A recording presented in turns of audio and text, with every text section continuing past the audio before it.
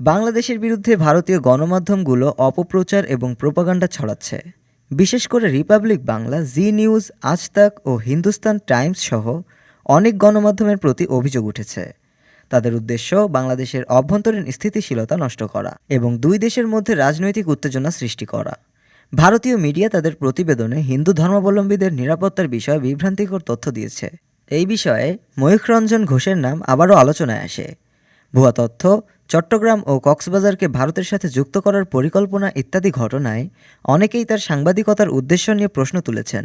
Republic বাংলার এই সাংবাদিক পুরোপুরি ভারতীয় মিডিয়ার উদ্দেশ্য প্রণোদিত গুজব ছড়ানোর কাজ করছে, যা বাংলাদেশের সার্বভৌমত্বে হস্তক্ষেপের ইঙ্গিত।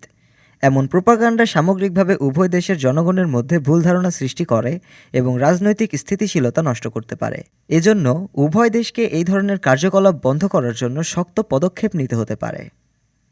ডেস্ক রিপোর্ট, আজ বার্তা, ঢাকা।